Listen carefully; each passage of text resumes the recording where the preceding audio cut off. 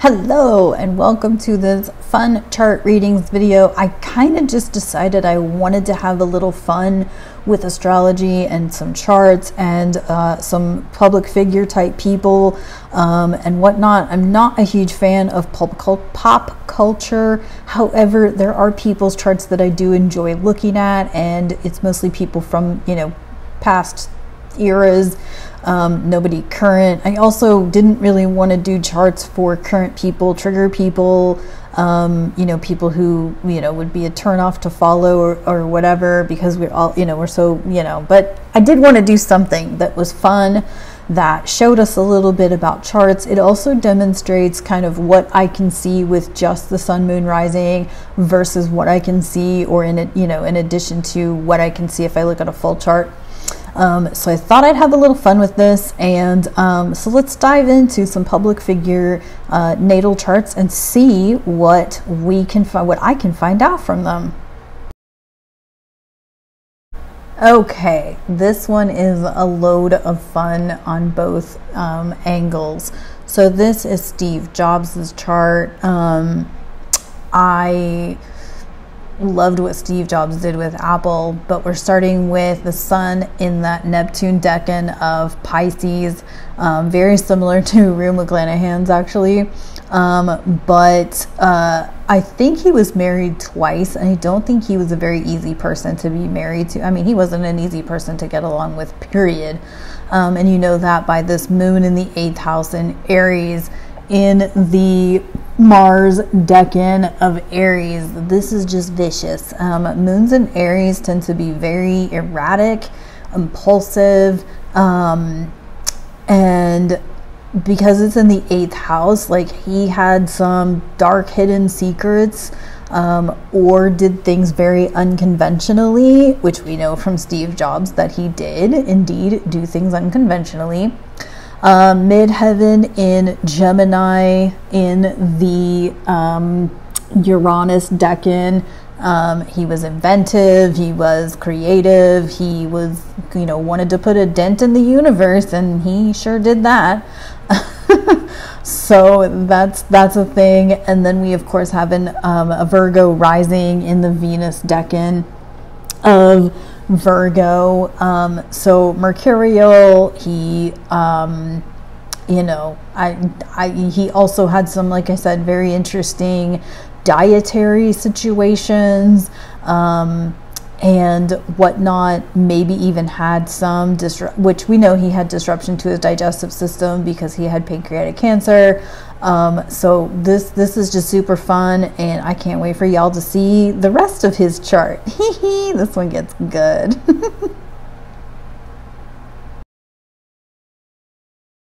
Okay, so back to Steve Jobs. So we know he has a sun in Pisces in the 7th house, moon in Aries in the 8th house. But then, do you see this? Mars at 29 degrees Aries in the 8th house.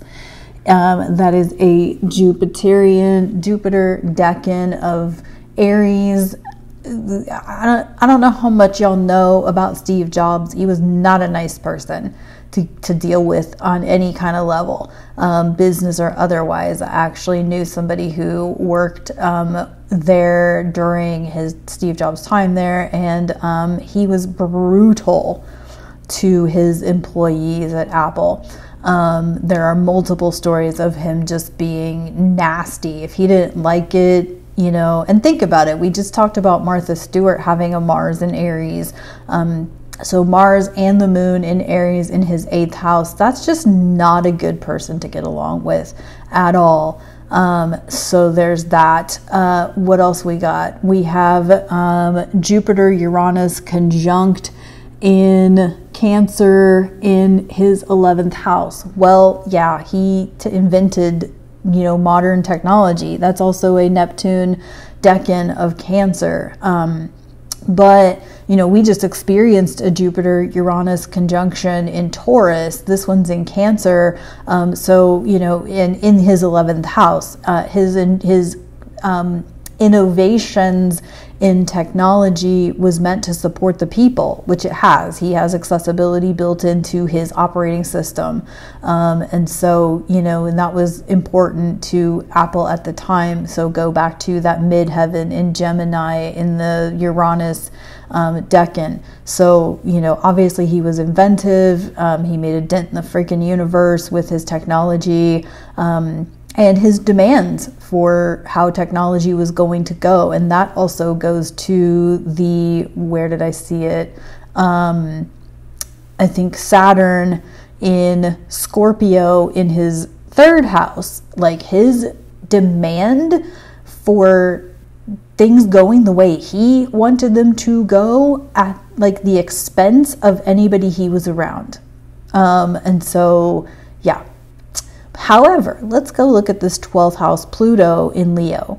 Okay, Pluto in the 12th house is the most difficult placement of Pluto. And it's also the most difficult 12th house placement. So that is, he wanted to be known. And this also 25 Leo, Mars at 29. So his Mars damn near trined his Pluto in the 8th house. The 8th and the 12th house are known as the malefic houses. These are dark energy houses, and Leo is kind of egoic. So, it's the needing to be on stage.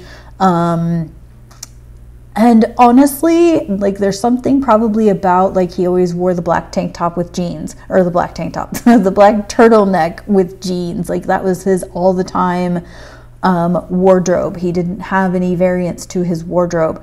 And to be honest, I know other people that run businesses who have the same attire every day. I knew somebody in the fitness industry who wore red tops with black pants or black shorts all the time. He didn't want to ever have to think about what he was wearing that day. And I wonder if Steve Jobs was the same way. He didn't want to have to think about it. Black turtleneck, jeans. Black turtleneck, jeans.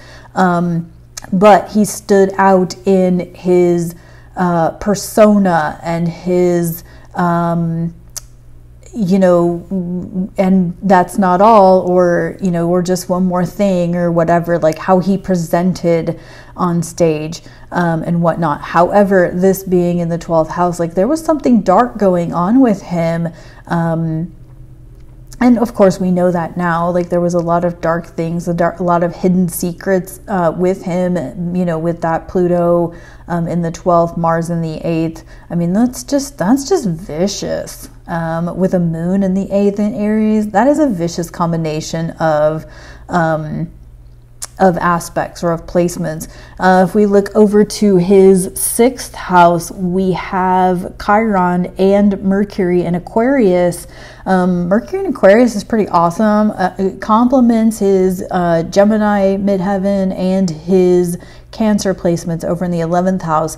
His innovation, his being a visionary and whatnot. And, Chiron being here in the 6th house, daily routines and what he expected for his day could have been his downfall, could have been his wounding. And oddly enough, oh no, it's in the Uranus decan. I was thinking it was in the Saturn decan.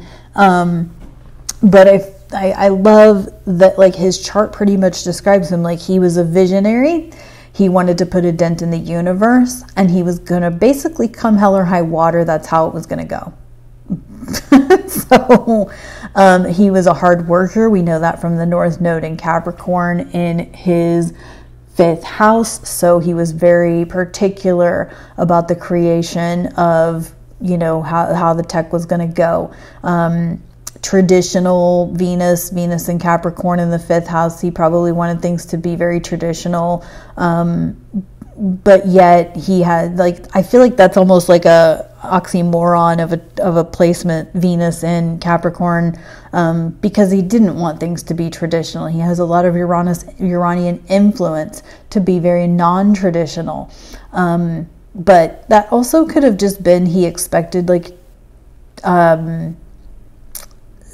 strictness, or he was rigid in relationships. Could have been that. We talked about Saturn in Scorpio in the 3rd. And then we have Neptune in Libra in the 2nd. I don't think he was a very balanced person. I don't think he was a very balanced person. It was basically, he wanted it his way, and that was how it was going to go. And perhaps at the maybe delusion of his own self-worth, maybe he felt that he needed to do this, do Apple the way he did it, to prove his self-worth, something to that effect. So anyway, I'm fascinated by this chart. I think it's interesting that he and Martha Stewart have a Mars in Aries, but his is at the critical 29 degree of Aries, which is the most potent degree of any zodiac sign, is 29 degrees. Whereas hers was not at 29 degrees. I think it was like 15, 16, somewhere in there. But either way, Mars in Aries with a moon in Aries in the 8th house, like this just stood out to me. But yeah, fascinating person. I also love these Cancer placements with that Gemini midheaven. Just really points to, just really points to him being nurturing to his vision of technology. But South Node here in Cancer in the 11th, like he could have cared. He didn't really focus on being at home and whatnot. So anyway, very dynamic, very interesting chart. I hope you enjoyed that. I did. This is fun to me. So all right, I hope you enjoyed that look at Steve Jobs' chart. That was really fun. It was fascinating.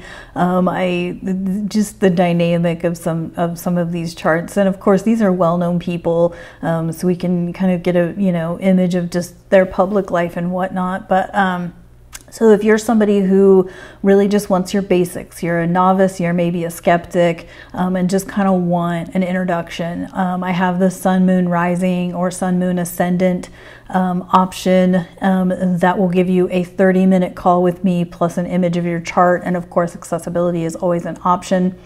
But this will just talk about your sun, your moon, your rising, your quote-unquote big three in astrology, and just kind of dip your toes in and get an idea of yourself and how you were designed. However, if you're ready to dive right in head first, this is my preferred learning style. I don't know that I recommend it, but it is a thing that I do. But you can dive right in. You're ready to learn all that you can learn. This is a 60-minute call, and of course an image of your chart, accessibility being an option. And this will give you kind of a full overview of your entire chart and whatnot. And so that's what I got. Thank you for tuning in. If you have other charts that you would love to see me cover in one of these videos, drop it in the comments, and I will work on it and see if I can get a good, reliable chart for that person and do another one of these videos. So thanks for tuning in. I'll see you on the next video.